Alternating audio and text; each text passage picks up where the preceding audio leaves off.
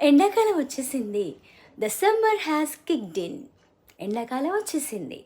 ఎండాకాలం దగ్గరలో ఉంది అన్నప్పుడు మనం ఎలా చెప్పాలి? మీరు కామెంట్ సెక్షన్‌లో ఉంచండి. అలాగే ఏసీని చూపిస్తూ ఉన్నాను. ఇది పని చేయట్లేదు. ఎలా చెప్పొచ్చు? The AC is not working అనొచ్చు.